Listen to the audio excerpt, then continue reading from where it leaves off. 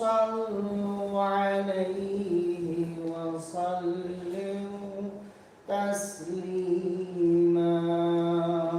اللهم صل على محمد وآل محمد. بسم الله الرحمن الرحيم.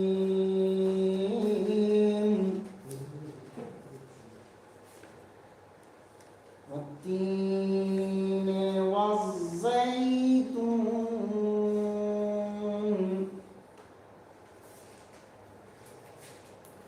وطور سينين وهذا البلد الأمين.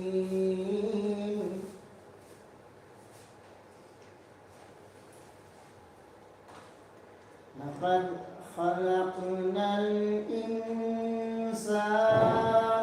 في أحسن تقويم.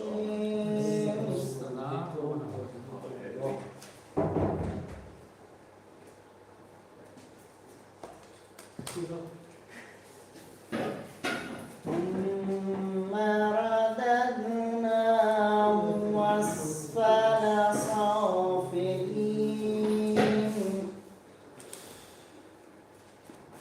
إلا الذين آمنوا وعملوا الصالحات فلهم أجر غير ممنون. ما يكذبك بعد بالدين أليس الله بأحكم الحاكمين. صدق الله العلي العظيم.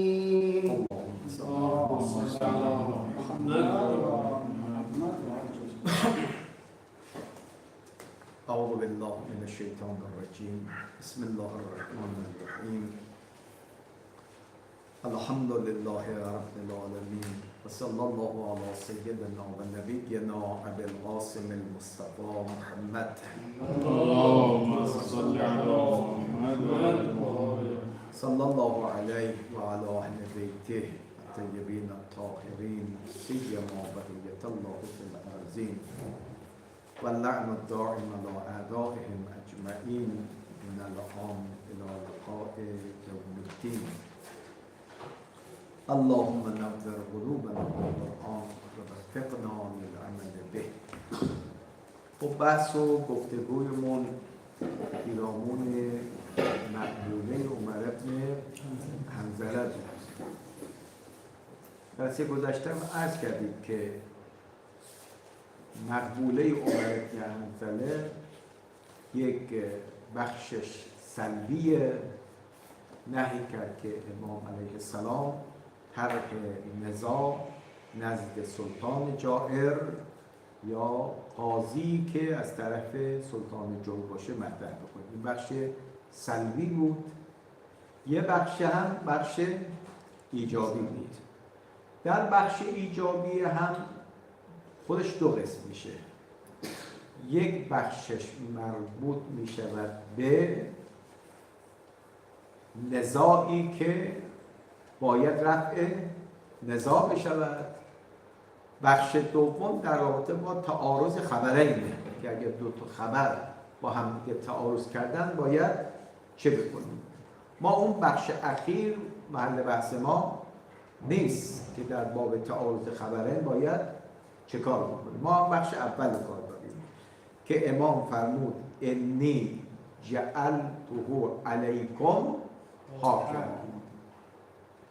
نسبت به این بخش از فرمایش امام عرض کردیم که سه احتمال وجود داره. احتمال اول رو جلسه گذشته گفتیم و نقدش کردیم که این الفاظ امر به معروف و نهی از منکر باشه. دو تا اشکال هم بر این مسئله بیان کردیم. قول دوم که بحث امروز ما شروع می شود این است که این جمله اشاره دارد به بحث جعل و نسب. جعل و نسب فقیه جامع الشرائع از سوی امام معصوم سلام الله علیه که از او برداشت جعل و نسب ولایت برای فقیه جامع الشرائع که ما امروزه بهش میگیم ولایت فقیه. قول سوم اینه که نه، این نسب و جعل فقط برای منصب قضاوت است برای فقیه، غیر از منصب قضاوت منصب دیگری از سوی امام جعل نشده است. امروز با حول قوه الهی تا اینجایی که فرصت به ما اجازه میدهد پیرامون قول دوم بله با هم به گفتگو میشیم. از خدای متعال مدد میخوایم که کمک بکنه تا انشاءالله بتونیم به اندازه توان خودمون حق مطلب رو ادا کنیم. اولین مطلبی که میخوایم عرض بکنیم این بحث ولایت فقیه بحث جدیدی نیست. میخوایم یادداشت بفرمایید. بحث ولایت فقیه از زمان مرحوم شیخ مفید شروع شد الی زماننا هذا.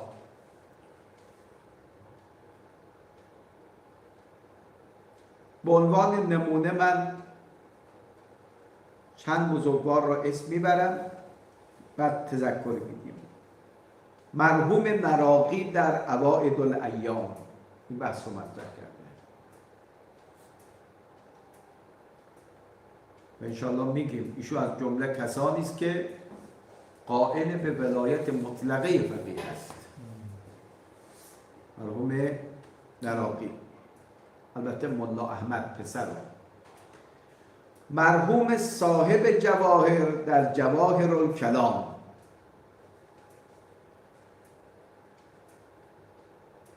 شیخ انصاری در القضا و الشهادات،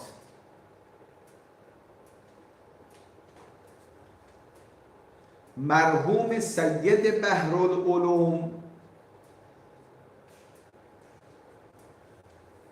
در کتاب بلغه الفقیه،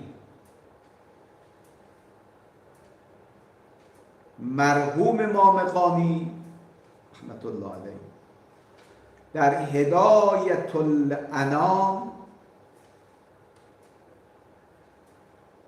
فی حکم اموال الامام، مرحوم میرزای ناینی در منیت الطالب،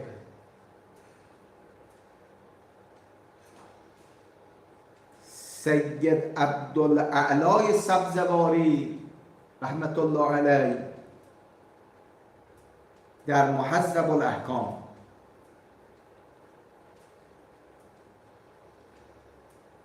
مرحوم آیت الله بروجردی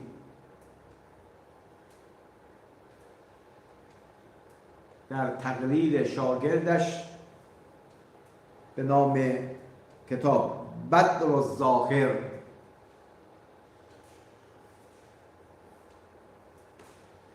مرحوم امام رحمت الله علیه در کتاب البیع،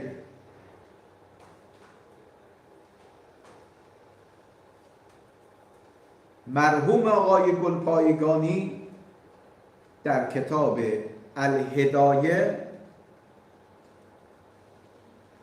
الی من له الولایه، الهدایه الی من له الولایه. یه حداقل 10 نفر رو من اسم بردم و بزرگواران دیگری که در رابطه با ولایت فقیه کتاب نوشتن و حرف زدن. در رابطه با نکته دوم، در رابطه با ولایت فقیه دو دیدگاه کلی وجود دارد. برخی منکر جعل ولایت برای فقیه هستند، عده‌ای قائل به ولایت فقیه هستند.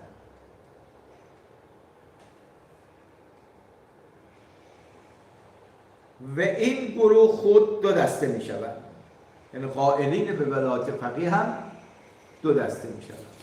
یک، کسانی که قائل به ولایت محدود و مقید برای فقیه هستند.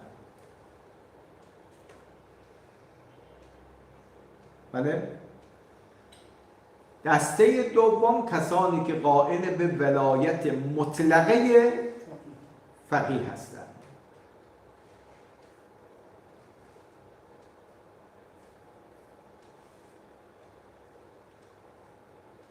این هم یک نکته، یعنی داریم بحث از ولایت میکنیم، تاریخچه‌اش رو داریم عرض کردیم، کسانی که قائل هستن رو عرض کردیم که کجاها بحث داشتن و اقوال هم بیان شد.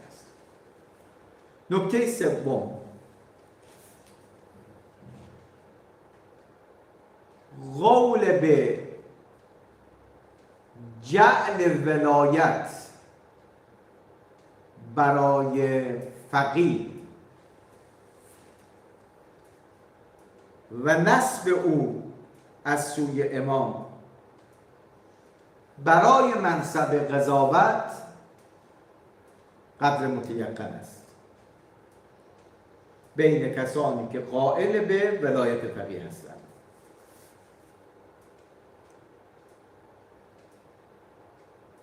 درست شد؟ چون مورد روایت عمر بن حنظله برای چیه؟ میگه 2 نفر نزاع کردن در دین و میراث. بله؟ امام فرمود که به سلطان جائر و قاضی جائر نرید.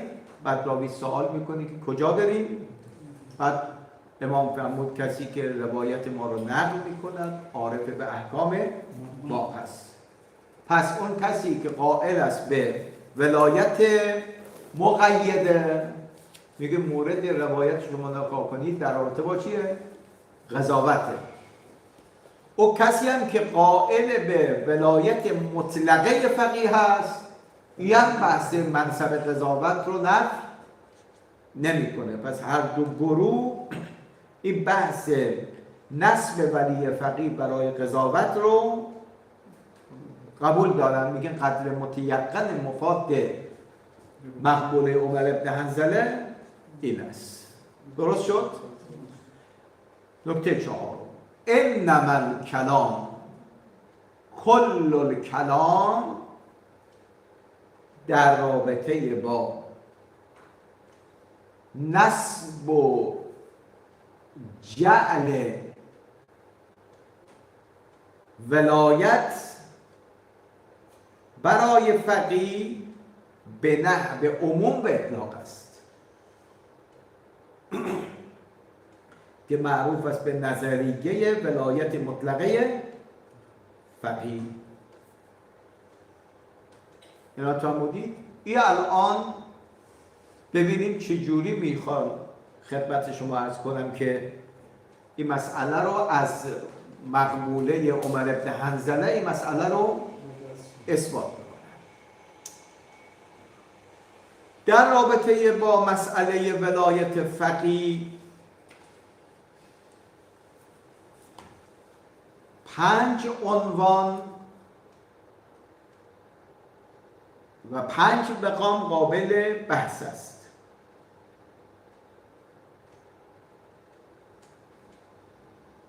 یک، تعریف ولایت مطلقه فقیه. فقیه درسته؟ میگه سر کی میخواد بتراشیم؟ ولایت مطلقه فقیه. اصلا ولایت مطلقه فقیه یعنی چه؟ 2، قلمرو به اختیارات ولی فقیه.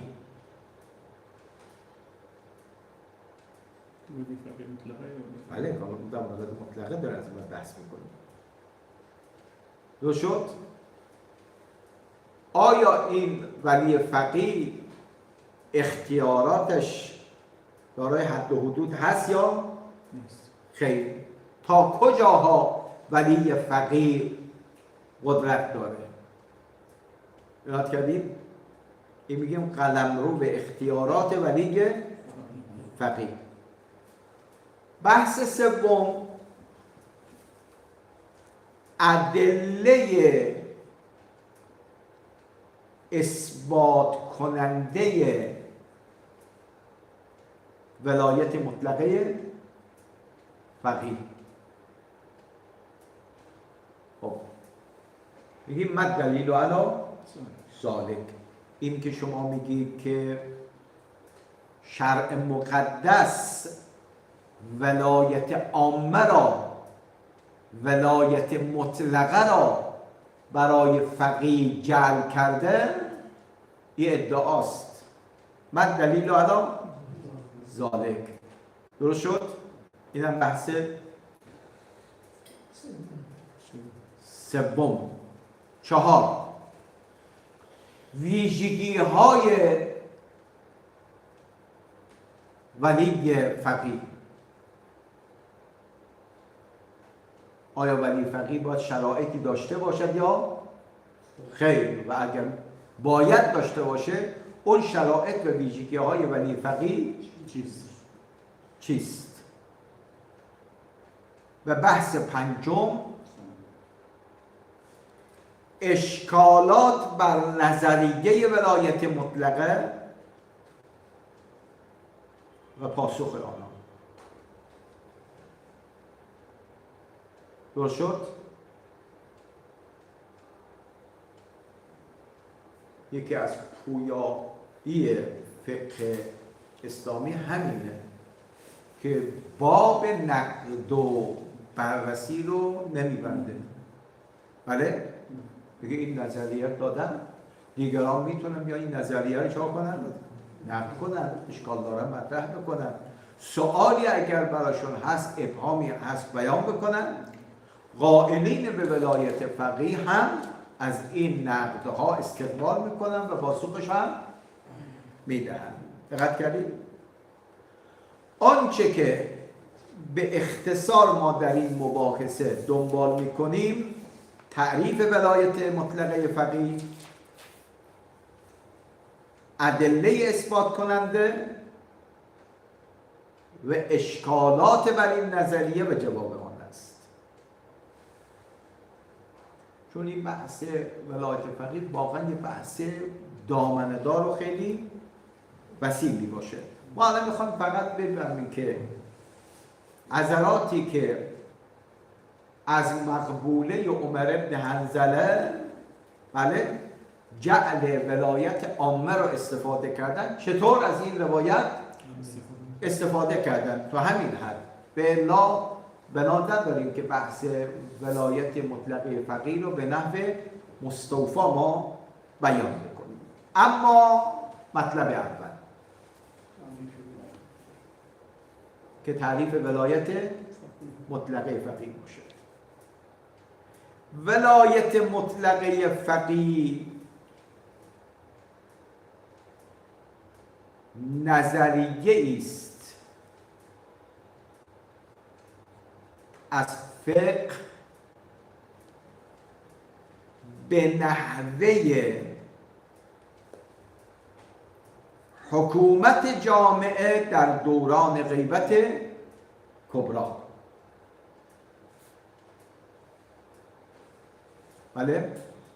پس یک نظریه است از فقه شیعه به نحوه حکومت جامعه در دوران غیبت کبرا. به معنای داریم توضیح میدیم این فقره را، رهبری انسان آشنای به اسلام. یه توضیح میدیم که اشاره به چه بودی داره. آشنای به اسلام و برخوردار از تقوای عالی الهی و برخوردار از تقوای عالی الهی. و مدیریت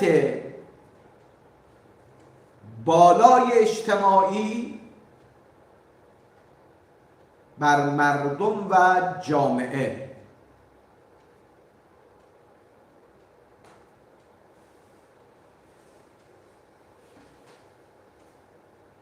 و به تعبیر دیگر ولایت فقیه یعنی امور اجتماعی و سیاسی حکومت اسلامی در همه جوانب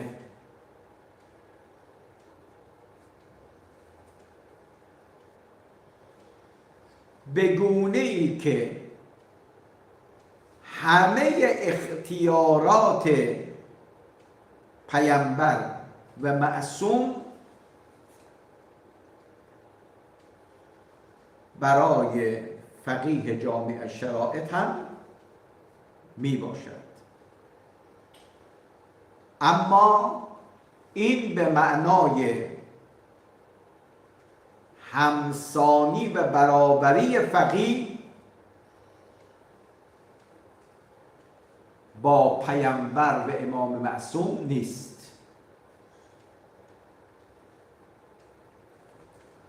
واسه دقیقی شده تعریف ولایت مطلقه فقیه. این شرایط دقت کنید. رهبری انسان آشنای بر اسلام. یعنی چی؟ یعنی بود علمی. باید همه زوایا و ابعاد اسلام رو آشنا باشه. اشاره داره به بعد دانشی و علمی ولی فقیه. آیا همین کافیه؟ نه. برخوردار از تقوای عالی الهی، همون بر اساس مفاد توقی مبارک من کان من الفقهاء سائلا لنفسه ولی مخالفا لهوا مطیعا لامر مولا. پس علاوه بر بعد دانشی و علمی باید بعد معنوی و تقوایی هم داشته باشه. کافی همین؟ نه خیر. مدیریت بالای اجتماعی رو هم داشته باشه. بله؟ بلد باشه این معلومات را چجوری به مرحله اجرا در بیاره. حال حکومت میخواد اداره بشه، اونی که در رأس حرم وجود داره باید توان مدیریتی رو هم داشته باشه. اینو فرمودید نسبت به مردم و جامعه. در کجا؟ در همه اموری که مربوط به مصالح عامه میشه. دقت کردید؟ این معنای خدمت شما عرض کنم که ولایت فقیه می باشد. خب اما میرسیم به یک تذکر. این تذکر یادداشت بفرمایید. چون تعریفی که حضرت امام نسبت به ولی فقیه داشت کردیم به تعبیر دیگر فرمود ولی فقیه ولایت فقیه به اداره امور اجتماعی و سیاسی بله تفسیر شده در همه جوانب. گفتیم یه تذکر یادداشت کنید. مناسبی که در قرآن و روایات برای پیامبر و امام معصوم اشاره شده است عبارتند از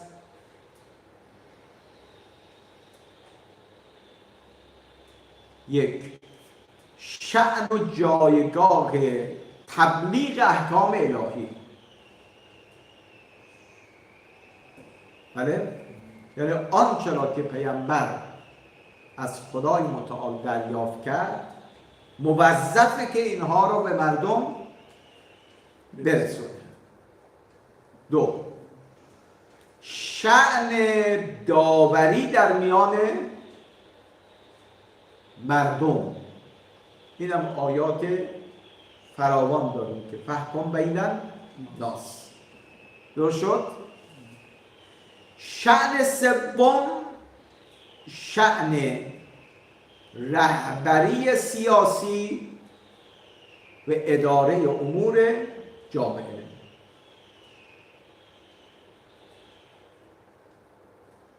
درست شد؟ که این سه امر و سه شأن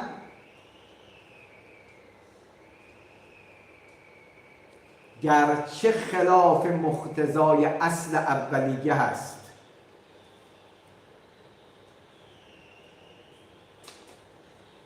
آیا همین چرا خلافه؟ چون گفتیم اصل اولیه در اصل اولیه عدم و ولایت و احد علا احد می باشه دیگه، گرچه خلاف اصل اولیه هست اما با ادله نقلی و عقلی برای پیامبر و امام معصوم ثابت شده است. ولا خلاف بفرمایید فی، یعنی همه کسانی که حتی ولایت فقیه رو قبول ندارن یا ولایت فقیه رو قبول دارن ولایت مطلقه رو قبول ندارن، اما نسبت به پیامبر و ائمه معصومین سلام الله علیهم اجمعین این سه تا شأن، این سه جایگاه رو قبول دارن. میگه اینها از طرف خدای متعال نصب شدن برای این جایگاه. دقت کردید؟ حکومت باید تشکیل بدن، رهبری سیاسی و اقتصادی و اداره جامعه هم وظیفه که پیامبر و بعد از پیامبر وظیفه امام معصوم. اما سخن ما کجاست؟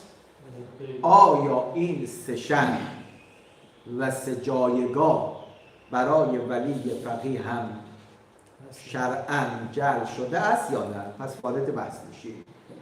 پس انما الکلام در این است که آیا این سه شأن و جایگاه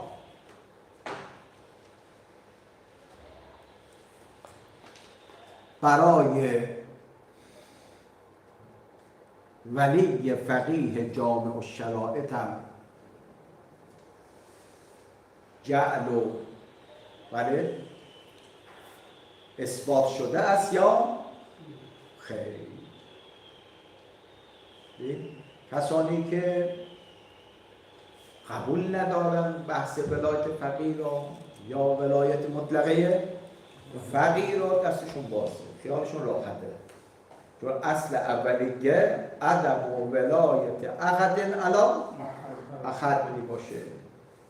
پس کسانی که قائل به نظریه ولایت فقیه هستن اینا باید اقامه دلیل بکنن که آیا چنین شأن و جایگاهی برای ولی فقیه در اصل غیبت هست یا نیست. اینجا باید آدم مرد میدان باشه.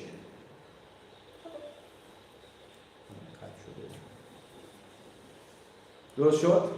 اینجاست که مرحوم نراقی، مرحوم آقای بروجردی، مرحوم آقای امام رحمت الله علیه اینا وارد چی شدن؟ بحث می شدن. درست شد؟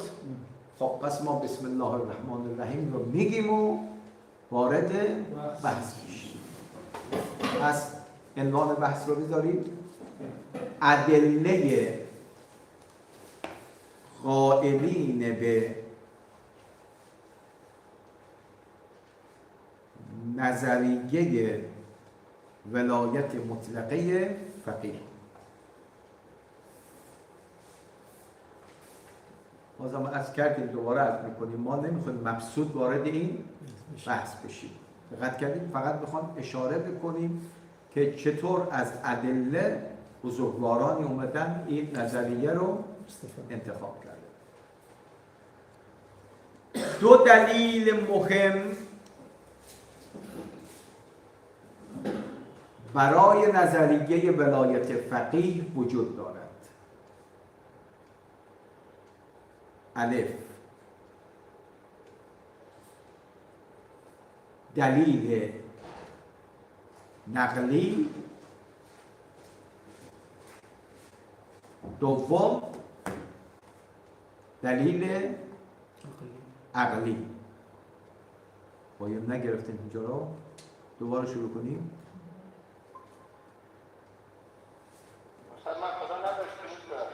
خیلی یه بنده خدایی سوار اسب خواست بشه، میپرید میافتاد زمین، میگو کل اول، باز دوباره انجام میداد، میگو کل اول.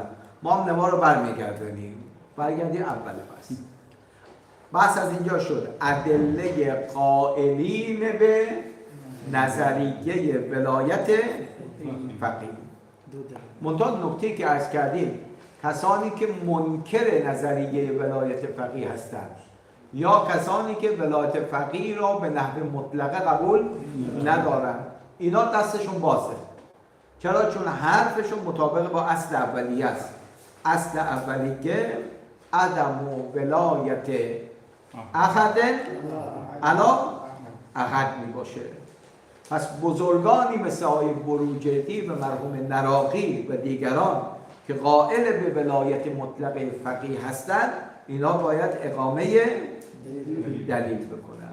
از کردیم که ما مجموعاً دو دسته دلیل داریم، دلیل نقلی و دلیل عقلی. آیا همین نگفتم دلیل عقلی و شرعی؟ چرا؟ چون دلیل عقلی هم ادله شرعی می باشه. اینکه گاهی خود سبق لسان می شود که ما هم دلیل عقلی داریم هم دلیل شرعی داریم. میگیم که عقل هم مگه مقابل شرعه؟ دقت کردیم؟ پس ما میگیم دلیل عقلی و دلیل نقلی. چون محل بحث ما روی روایت عمر ابن حنظله بود، محور بحث ما دلیل نقلیه، ولی در پایان اشاره کوتاه مختصری هم به دلیل عقلی خواهیم داشت. پس وارد بحث ادله نقلی می شویم. ما در میان انظاری که برای ولایت مطلقه فقیه است، نظر حضرت امام رو انتخاب کردیم. دقت کردید؟ چون این کسی بود که هم معتقد به ولایت مطلقه فقیه بود و هم حکومتی رو هم بر اساس ولایت مطلقه فقیه تشکیل داده. لذا نظریه ایشون رو عرض می‌کنیم. پس عنوان بحث بذارید تقریب کلام مرحوم امام در استدلال به مقبوله عمر ابن حنظله برای اثبات ولایت مطلقه فقیه.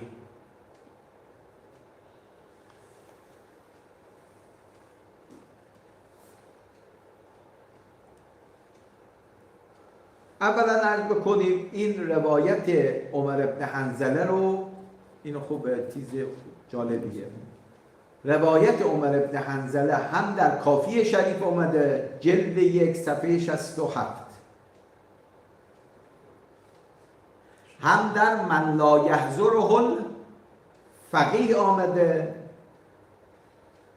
جلد 3 صفحه 8، هم در تهذیب احکام شیخ طوسی اومد جلد 6 صفحه 218. پس محمدون الثلاث رضوان الله علیهم اجمعین این روایت عمر ابن حنظله رو در کتاب روایی خودشون نقل کردن. خب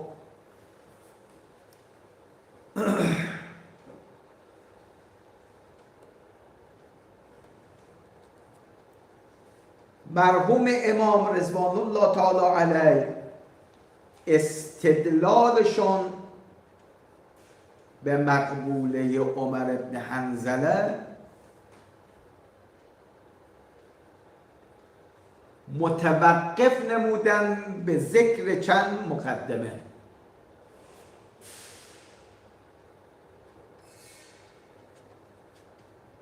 آنگاه نتیجه میگیرن از این مقبوله جعل و نسب ولایت مطلقه را برای فقیه جامعش شرایط. واسه تقریبشون شد.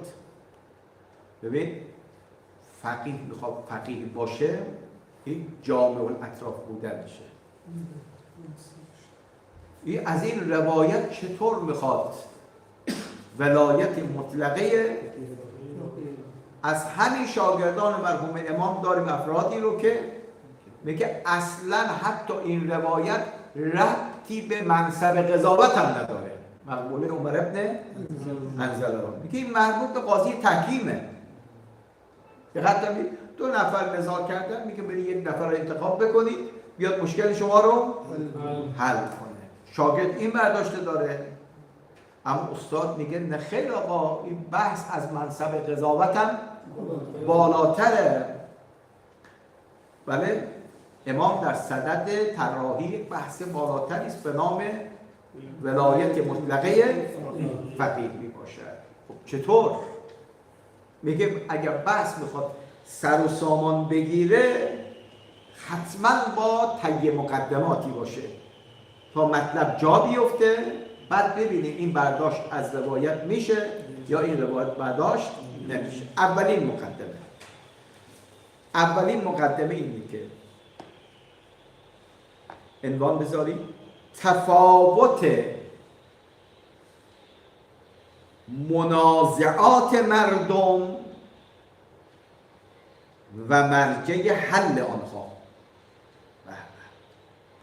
من چند شب پیش داشتم مطالعه می‌کردم، وقتی دقت می‌کنی تو خود متن روایت همین عنوان استخراج میشه. چی گفتم؟ تفاوت منازعات مردم و مرجع حل آنها. توضیح مطلب: نزاع و مشاجرات بین مردم در یک جامعه مختلف و متنوع است.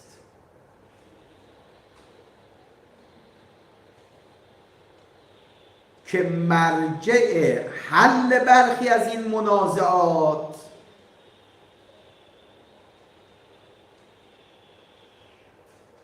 قضات و قضاوت آنهاست.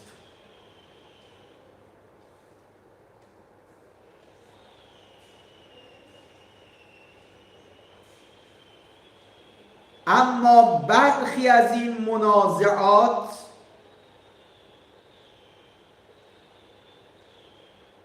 بین مردم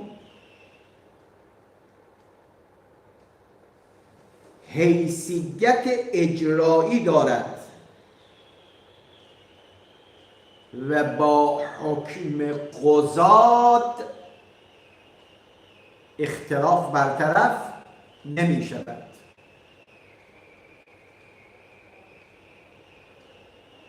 بلکه با قوه اجراییه باید این نزاع برطرف شود. خب من یک توضیح بدم بعد ببینید از روایات چنین چیز استفاده میشه یا خیر. اولین حرف که حضرت امام میزنه رضوان الله تعالی علیه اینه که آقا ما به یک چشم به نزاع و مرافعات بین مردم نباید نگاه کنید. این نزاع بین مردم تنوع داره، اقسامی داره. بله؟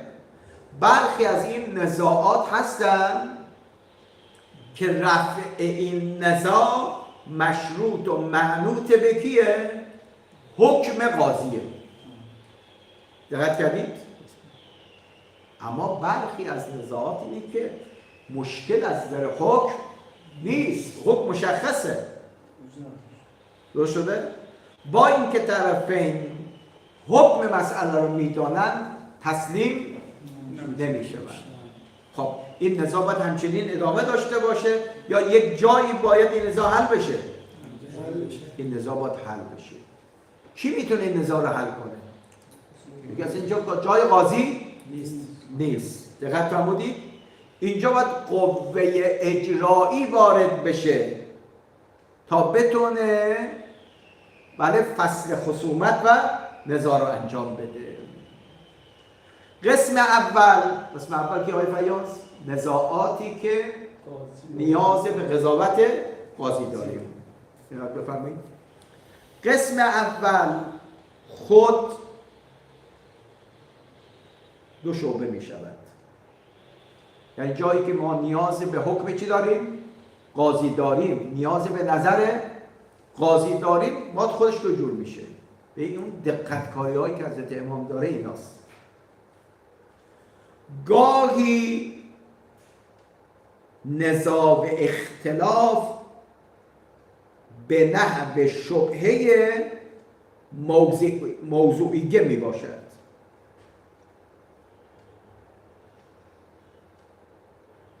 مثلا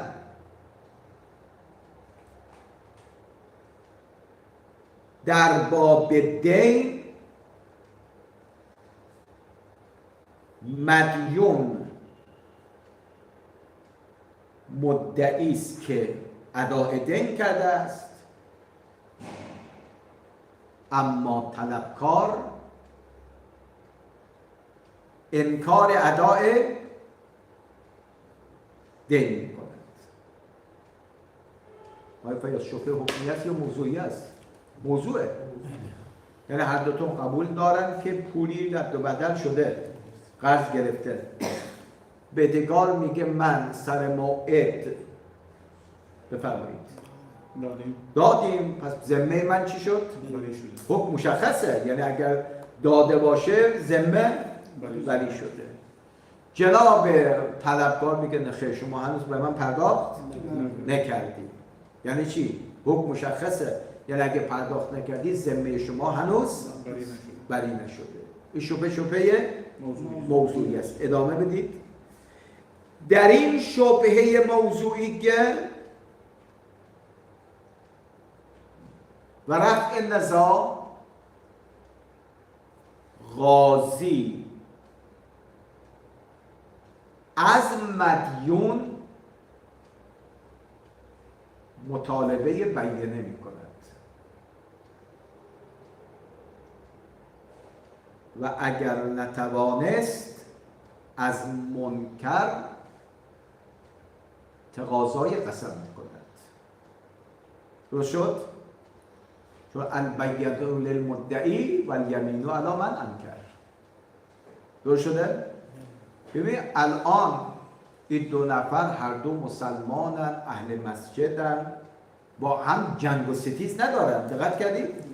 فقط این میگه آقا من دادم، اون میگه من ندادم. میره محضر قاضی.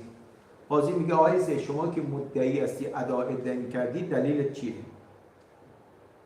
چون به اصل گرفتن دین اقرار کرده، اما حالا دار میگه من پرداخت کردم دیگه. دقت کردید؟ میگه بیانه بیار. او آقایی که طلبکار است که منکره میگه قسم بخور که ایشون نداده. پس گاهی خود نزاع چیه؟ موضوعیه. و گاهی نزاع به نحو شبهه حکمیه هست. نه همین خوده که برای قضاوت باشه. پس خود همین حکم قاضی گاهی خود در نزاعات شبهه موضوعی است، گاهی خود شبهه حکمیه است. مثلا زوجه میگوید طبق نظر مرجع من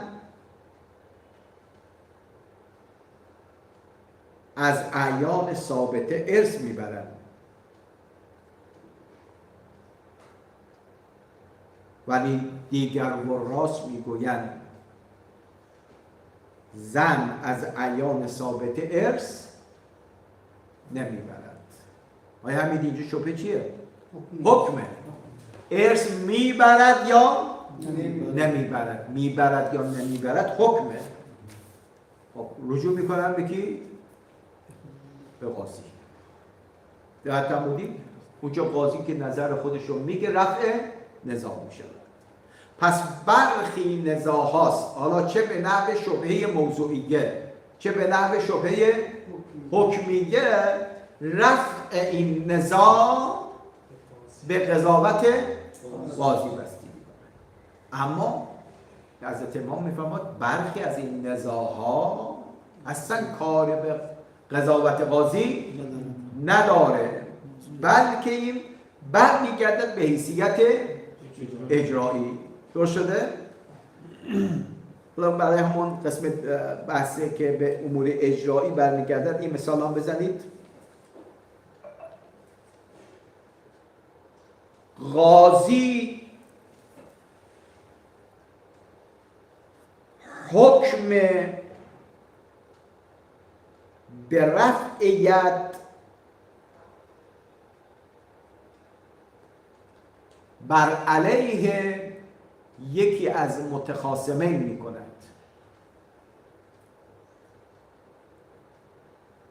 ولی محکوم علی زیر بار نمی رود.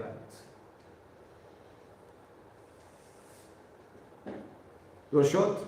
ببین زید غاصبانه رفت خانه عمرو را اشغال کرده،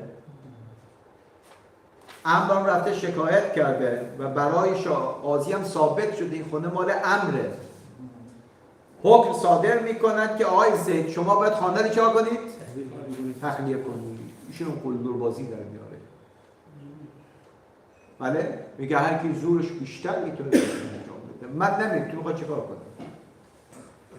خب این الان نزاع هست یا نیست زید و عمرو؟ نزاع در قضاوت بله نه تو اجراز تو قضاوت اصلا بحثی نداره. حتی محکوم علیه خودش قبول داره که غاصبانه اومد تو خونه نشسته. اینجا رفع خصومت چیه؟ ادامه بدید. رفع خصومت در این مورد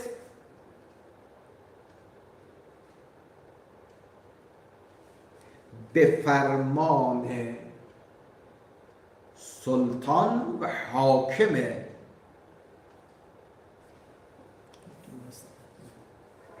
اسلامی می باشد. حالا ما این دو تا مثال زدیم بین زید و بعد.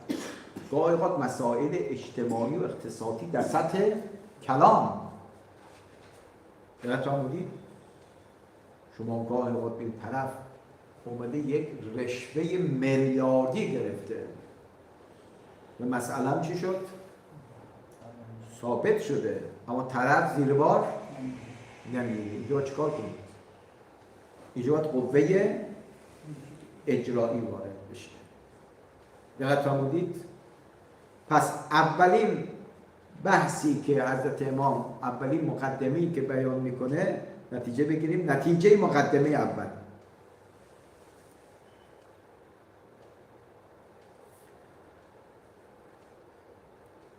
با بیانی که عرض شد منازعات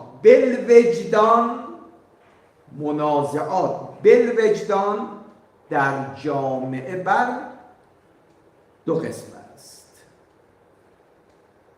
برخی مرجع رسیدگیشون با قضات است و برخی هم مرجع رسیدگی اونها بفرمایید به قوه اجرایی می باشد. بعد حضرت امام میفرماد و شاهد و علی ذالک.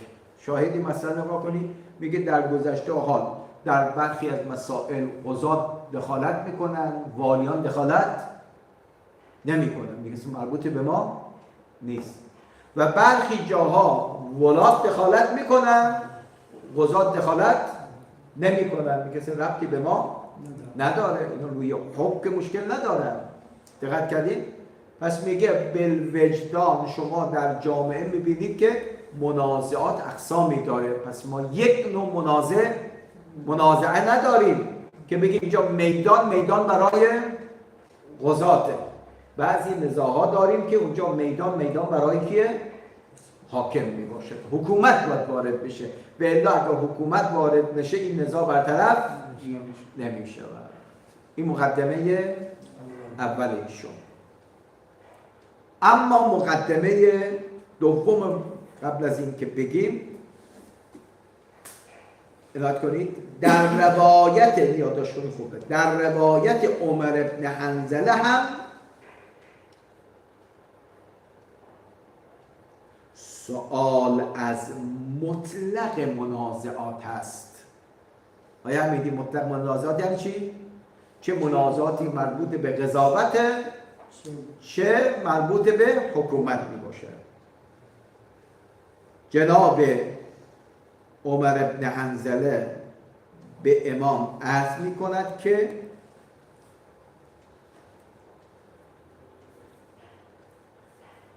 سألت ابا عبدالله علیه السلام عن رجلین من اصحابنا بینهما منازعتون فی دین او میراث. شاهد مثال امام بیاره اینجا دین او میراث. یادداشت کنید فتحا کما الی السلطان و الی القضات. الی السلطان و الی القضات ایهل ذالک. یعنی خود سائل و راوی هم توجه داره برخی نزاع‌ها را باید کجا باید بریم؟ سلطان. دقت کردید؟ اما بعضی نزاع‌ها باید کجا بریم؟ به قاضی باید بریم. پس معلومه سلطان غیر از چیه؟ قاضی است. از این که مرجع رفع نزاع را دو چیز می‌داند، حضرت امام می‌فرماد که پس نزاعات در جامعه علا اقسامن میباشه. دقت فرمودید ما یک نوع نزاع نداریم. برخی نزاعها رفعش به سلطانه یعنی قوه مجریه. بعضی از نزاعها داریم که مرجعش چیه؟ قضاوت قاضی میباشه. این مقدمه اول. میگه نگاه بفرمایید. چند سوال نسبت به این روایت به ذهن وجود میاد که اول این که ما مثلا در آخر روایت یک فقره را برداریم استدلال بکنیم صف و سباق روایت که صدر باشد زیر باشد نگاه نکنیم فقط از یک فقره استفاده بکنیم شاید این استدلال درستی نباشه. بحث دوم اینه که مثلا حالا همینجا من ما از صدر روایت شروع کردیم. نه استاد شما همه رو نگاه کنید دیگه استاد شاید استدلال نداشته باشه. اشکال ما تو صدر الان ما این بحثی کردیم که نزاع علی قسمین و مرجع ما هنوز به اونجا نرسیدیم شیخ خدا. گفتیم محور استدلال ما اینه. منتها میگه قبلش من باید مقدماتی رو بیان بکنم. اولین مقدمه این که نزاع نوع واحد نیست. تو جامعه اسلامی انواع و اقسام نزاع‌ها وجود داره. مرجع رسیدگی به این نزاع‌ها گاهی اوقات قوه اجرایی سلطان، مرجع برخی اینا چیه؟ قاضیه. شاهد امام میفرماد این سوال نگاه کنید. ببخشید همون سوال سائل قرینه هست که مثلا این یک مسائل نبوده که مثلا معصوم اینجوری مثلا فرمان بدهن ولی که طرف سوال میکنه پس معلوم میشه. خب الان بعداً هم امامم از بکنم امامم جواب میدهد بر اساس همین دو نوع نزاست. از کردم ما پله همون سوالی که میگن که ما در این مورد چیکار بکنیم خب امام جواب میده. خب قانون قاضی تحکیم دیگه مثلا نه بعدم میگیم که شما همین اسمی فعلا پله برین جلو. من الان امام فقط مقدمه اول فرمودن. نسبت به مقدمه اول شاهد شدیم صدر روایت سواله. میگه آقا نزاع هست بله فتحا کما رو شد فتحا کما به کی؟ الی السلطان و الی القاضی. پس معلومه که نزاع گاهی اوقات مرجع رسیدگیشون حاکمه گاهی اوقات مرجع رسیدگیش چیه؟ قاضیه. این مقدمه اول. نسبت به مقدمه اول اگر اشکالی سوالی هست بفرمایید. اما مقدمه دوم به ما مقدمات بنده هنوز وارد نشدم بگیم کلام امام درست یا درست نیست. ما میگیم کسانی که قائلند به ولایت مطلقه فقیه از جمله ادله نقلیشون مقبوله عمر ابن حنظله هست. چجوری میخوان استدلال بکنن؟ بله اینا با این مقدماتی که میشینن انی قد جعلته حاکما رو بعدا میگین حاکم اعم از بفرمایید سلطان و قاضی میباشد. چجوری از این حاکما اطلاق استفاده میشه؟ میگه با توجه به این مقدماتی که بیان میکنم. اولین مقدمه این بود که نزاع علا قسمین، گاهی خود نزاعی است که مرجع رسیدگیش حاکمه، گاهی خود مرجع رسیدگیش که قاضیه. اما المقدمه ثانیه، اما این مقدمه ثانی اگر شروع بکنیم شاید 1 ساعت دیگه وقت ما رو بگیره. فردا هم ما یک جلسه‌ای در دهلی داریم، حتما باید باشیم، منتها درس رو تعطیل نکنیم چون جلسه ما اونجا ساعت 5 شروع میشه، 4 باید حداقل اینجا حرکت بکنیم. دوستان انشاءالله محبت بکنن چون روز چهارشنبه نیمه شعبان و ولادت حضرت حجت تعطیل رسمیه. ما به خاطر اینکه درس تعطیل میشه فقط فردا دوستان رو زحمت میدیم ساعت 3 تا 4 کلاس داشته باشیم، بعد از اینجا حرکت کنیم برای دهلی انشاءالله. پس فردا این زحمت رو تقبل بفرمایید، ساعت 3 ما شما حضرات رو زیارت بکنید انشاءالله. و آخر دعوانا ان الحمد لله رب العالمین و صلی الله علی محمد و آله الطاهرین. اللهم صل على محمد. آقای فیاض خیلی من شاید در همین جلسه روز 3-4 ساعت من شاید بیشتر